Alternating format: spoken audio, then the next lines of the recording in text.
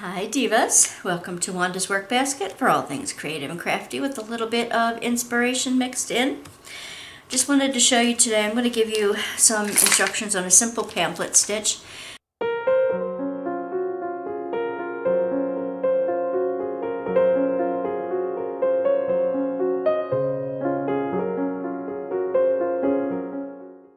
I'm going to make sure this little booklet has enough good pages in them. And I wanted to incorporate some of the original pages in them as well. So I want to go through that and make sure I like the signatures. There are only 3 signatures in these tiny books, and I'm going to do the same thing. I really do want at least for some of them. And I like to do a whole ton at a time.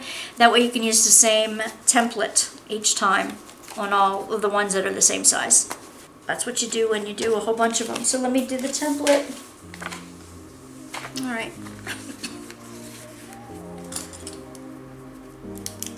Do the whole spine here. Cut it part of the way. And we'll do half this.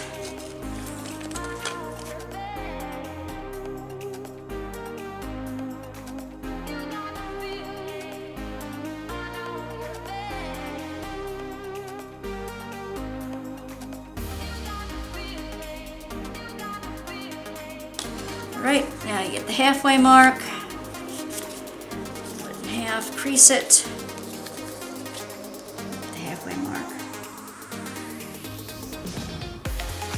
And for these little babies, let's see, I still want them, I want it a decent way away. I'm going to put it like 2/3 of the way down this time.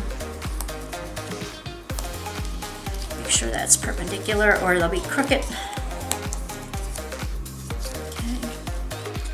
across here.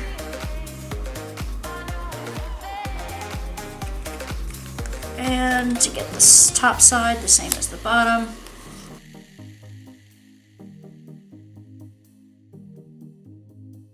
All right, take the bigger awl, punch the hole.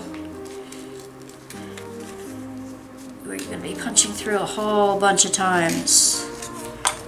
All right, that's what I want to do these.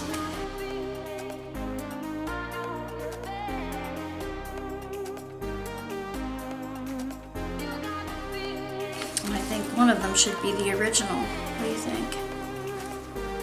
I'll trim it off at the end. Maybe I'll do that in the very first one. It's in German, so only a little bit of it I know.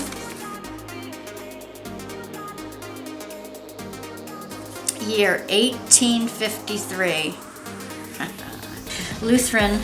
The songbook is not just for singing. Let's see, what else could I put in? This is pretty close if I use this as the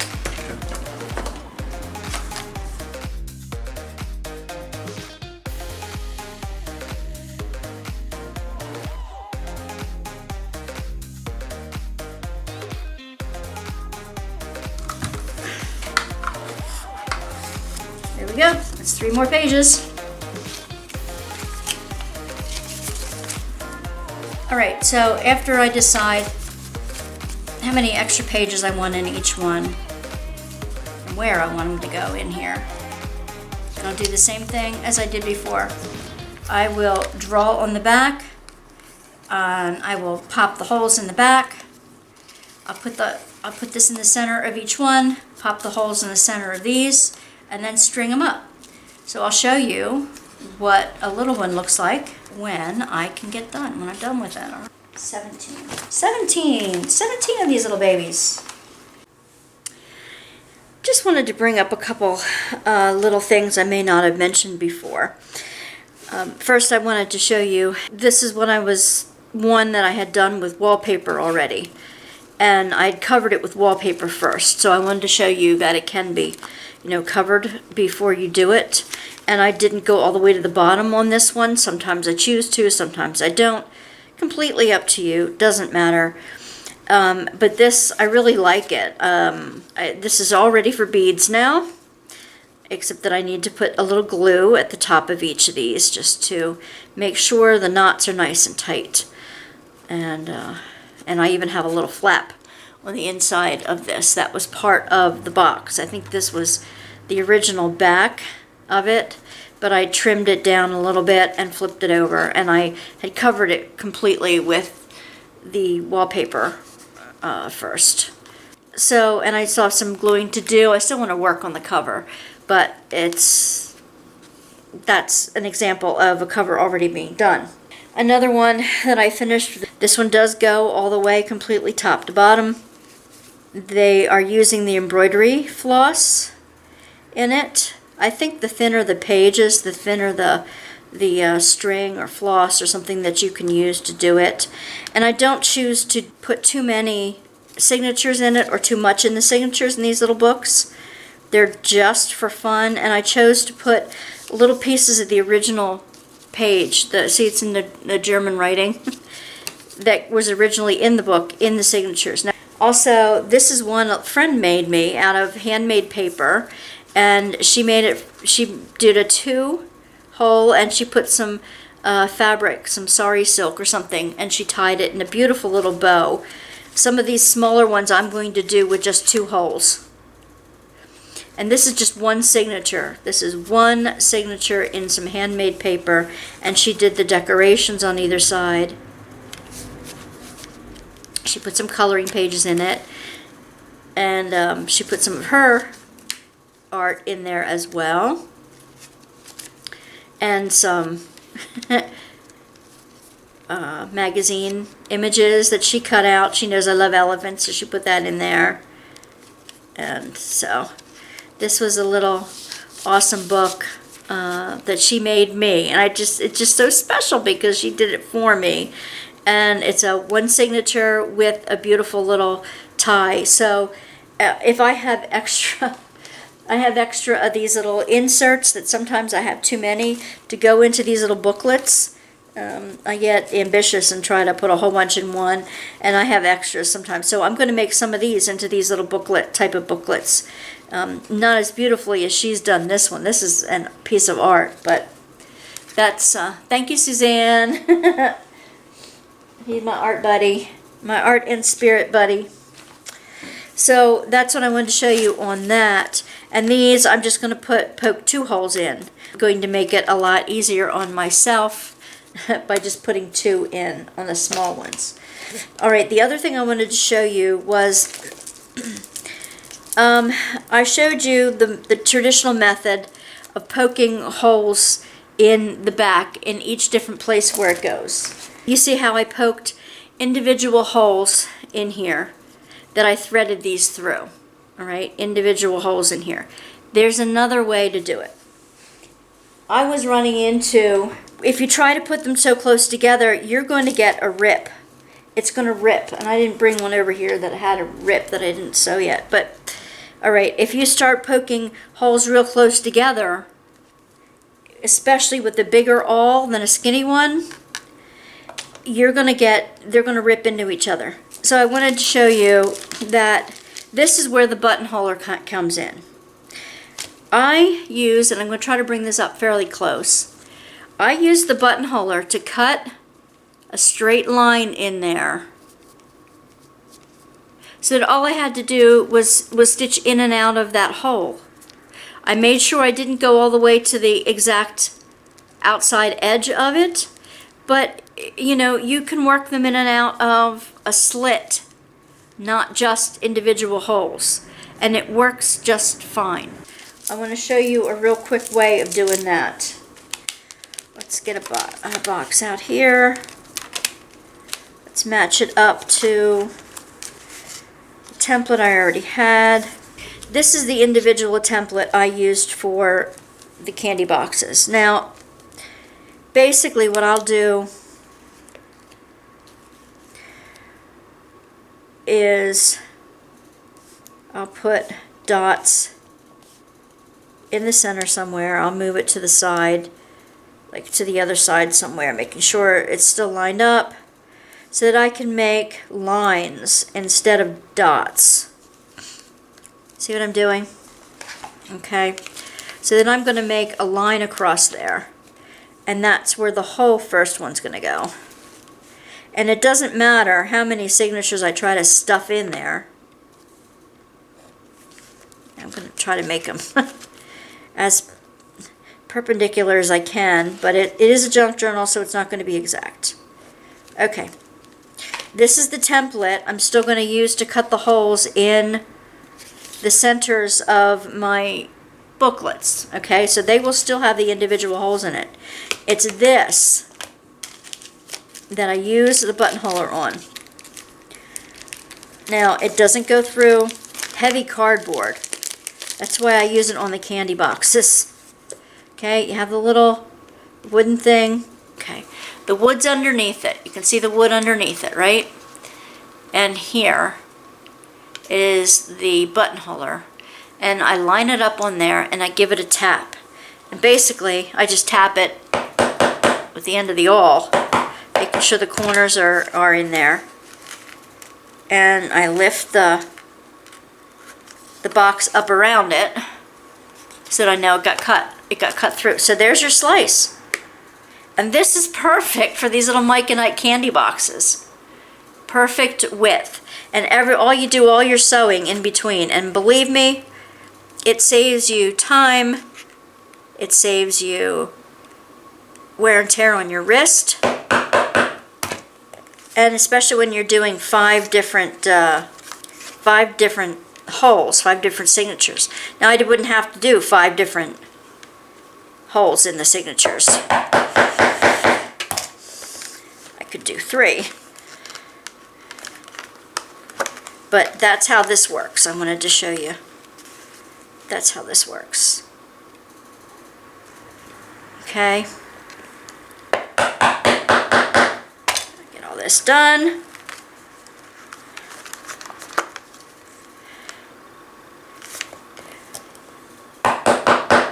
And yes, if I want to go back to fabric, I'll have to buy another buttonholer, because paper dulls your sharp implements faster than fabric does.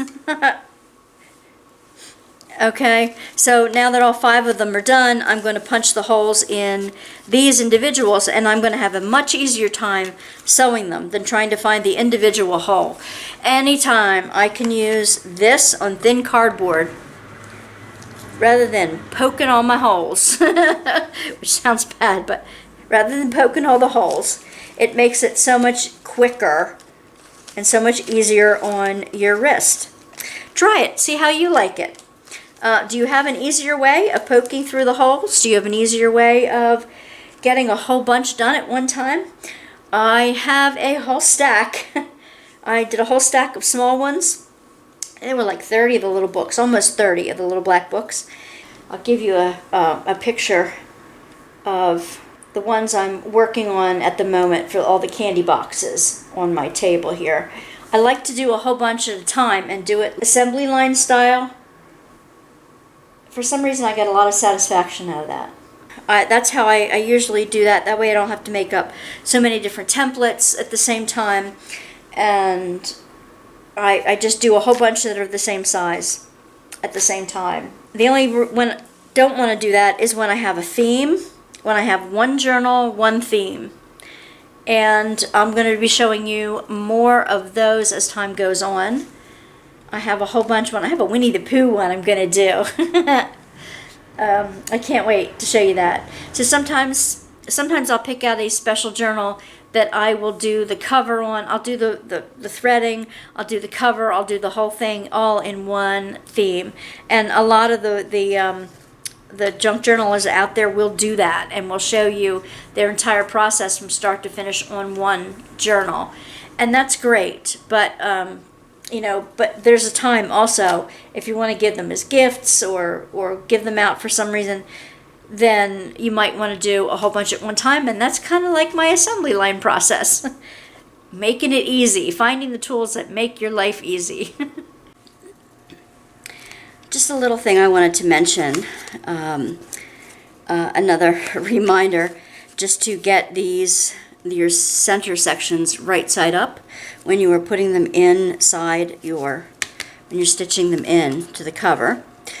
And I remember, maybe if you've seen my other videos, you'll see that I left a flap at the top and at the bottom of the candy boxes and on some of the other boxes as well. I like to do that because it gives some more stability.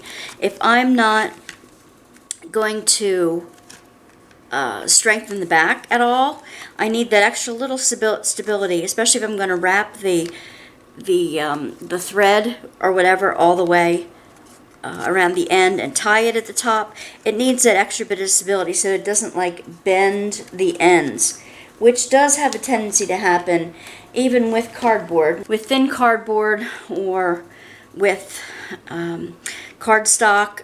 If you put too much pressure on it, obviously it's going to bend. It's paper. So, but this extra little piece, and you can leave the whole tab on. You don't have to cut the whole the tab in half or whatever. It depends on how many signatures.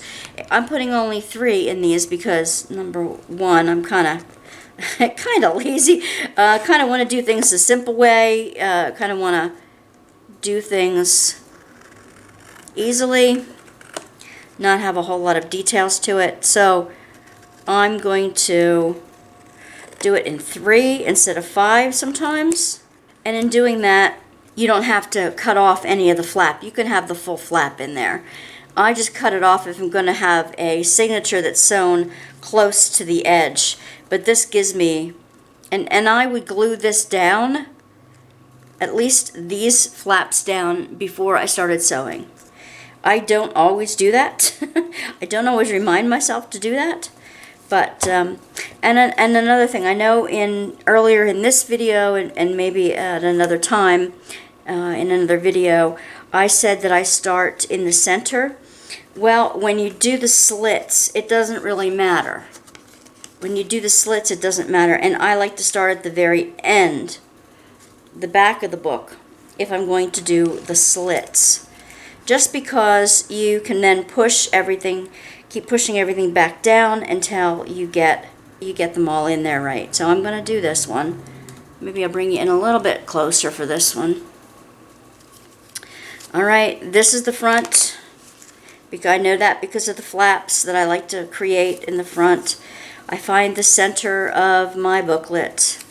I try to get them as close to the center as possible. This one was sewn in earlier. I'll use a few of those in my work. But all right, I still push it through as much as I can. I leave the tail, push it through in the center,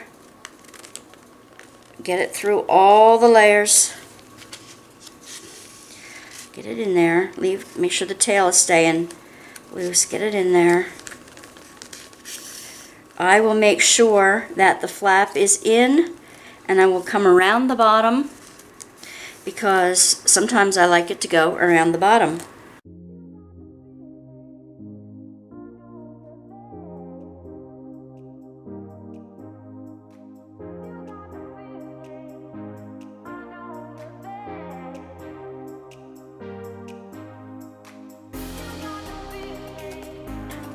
So you can get quite a lot out of a little bit, which is the premise of junk journaling, right? You get a lot out of a little bit, out of stuff that you normally chuck or that's not worth much.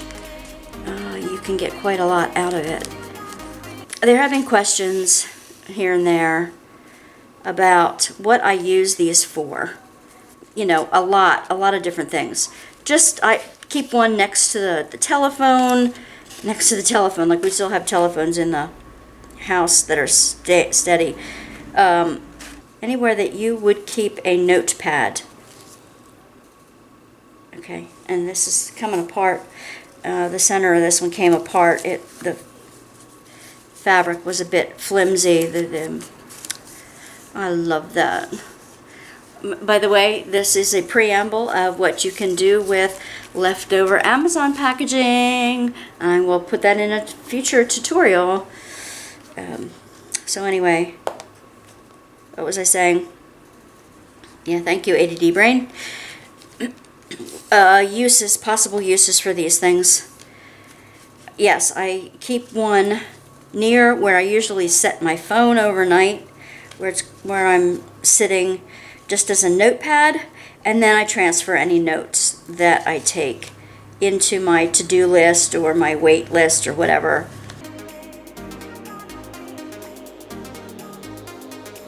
Till I can transfer the information to where it actually belongs.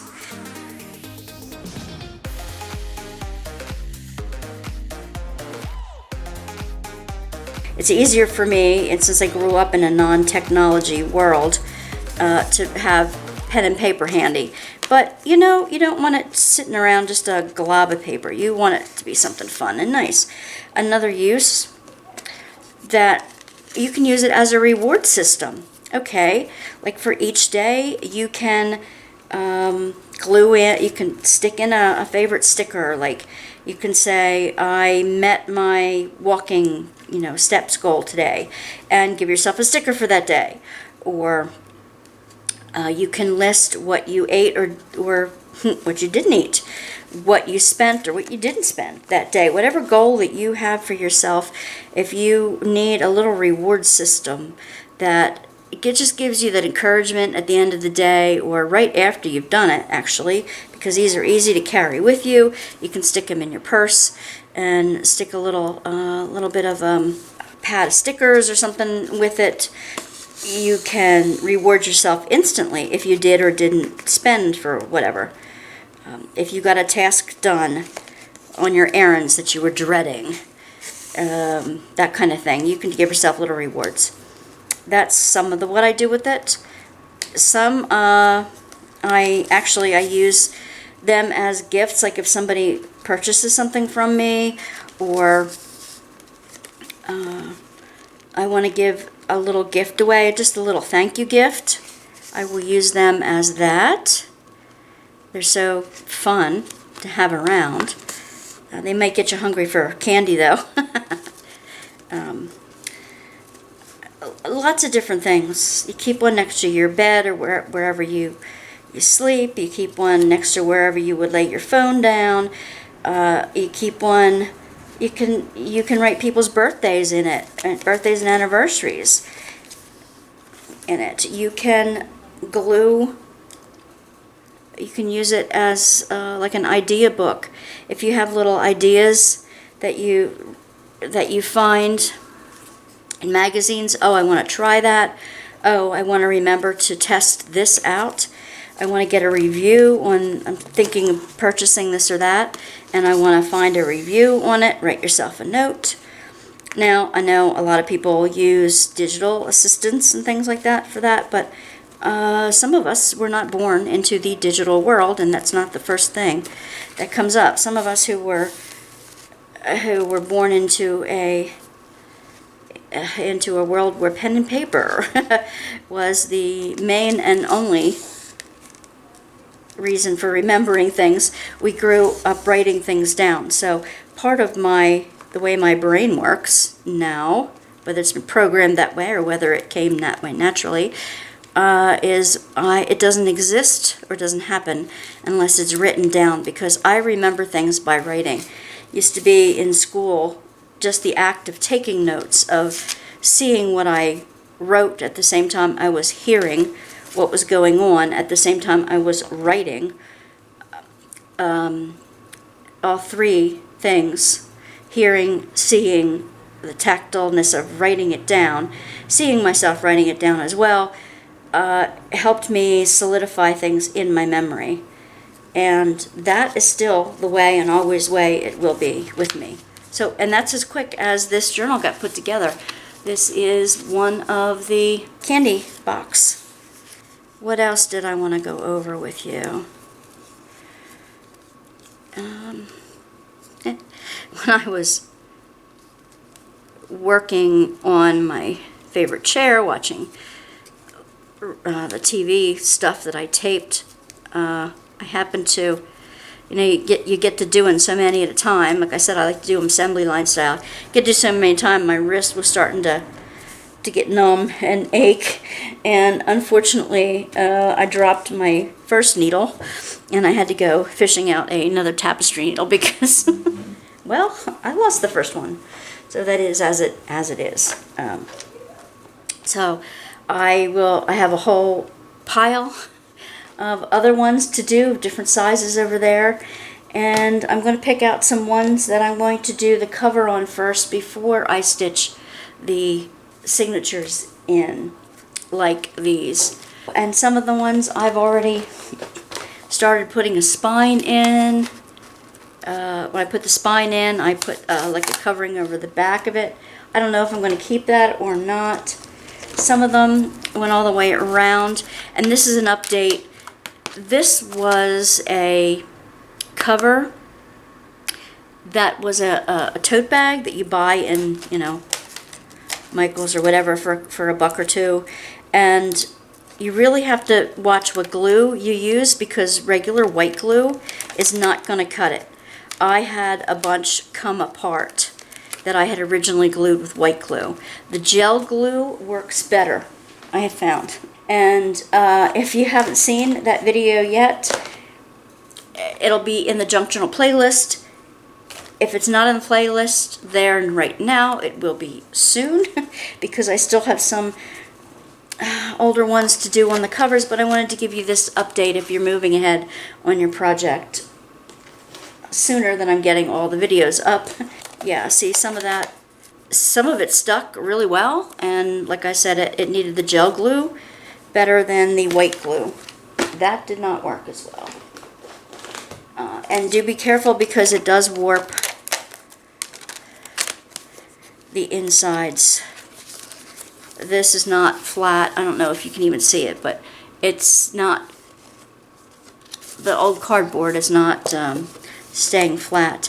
And the pen that I was using does not write over top of the washi tape when I'm drawing my lines down the center, so you have to take the washi tape off. And believe it or not, on old cardboard, the washi tape will peel back some of the coating. And I found that to be really fascinating. It doesn't peel off the coating on anything else. See, some of the paper cover came out. But these are from the 70s. So they don't make them like this anymore, people. And these things glued, see, it's coming off, but it glued better onto the interfacing than it did directly onto the cardboard. And I'm going to round the corners on this off too before I use it. I'm probably going to round the corners off. I'm probably going to finish more of the cover on this before I stitch that in. If you're going to completely cover over the back and you don't care that the washi tape is there, it can stay there if you're going to put something else to cover over top of that. Come to think of it, don't even need that. So, all right, I'll be working with these in another video. Some of them I have.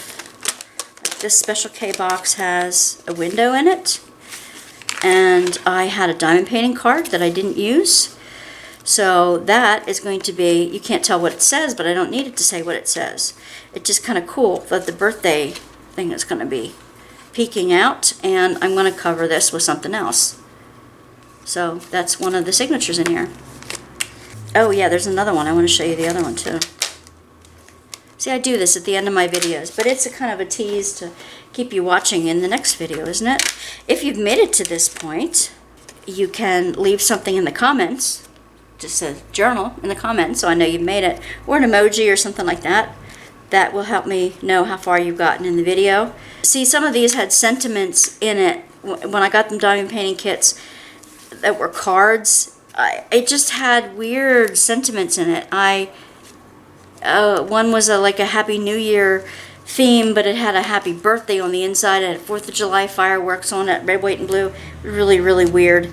Anyway, so I didn't care about what the sentiment said, and it was going to go in for a junk journal, but I can make the cover really, really pretty. Just got the hole in there. I might put some cellophane or something in the back of here before I finish the cover, so that this sticks out really nice. But anyway, that, and I've still got some Cheez-It and macaroni and cheese boxes to do too. Lots of fun. Lots of fun to come. I still have some to go on the different ways of making spines in the books. If you're starting out with different pieces of box and you want to make your own spine and solidifying that. I still have some of those to go. I had this little gorgeous little book that somebody gave me a couple years ago when we were in Arizona. They got it at a Cracker Barrel. And I want to make a one signature and tie it and put it in this gorgeous little cover and tie it in. So that's on my list too. Lots more on diamond painting to come, and lots more on other crafting. There'll be some more on the Dutch, Pennsylvania German traditional crafts. Uses for your junk journals, doing specialty things in junk journals, more embroidery. All right, divas, thank you for joining me for this round. Anyway, I'll show you some more things to come. Hang in there, and I'll see you Tuesday nights at 9 p.m. Eastern Standard Time for Tea and Talk Tuesday Live. All right, divas, take care. Bye.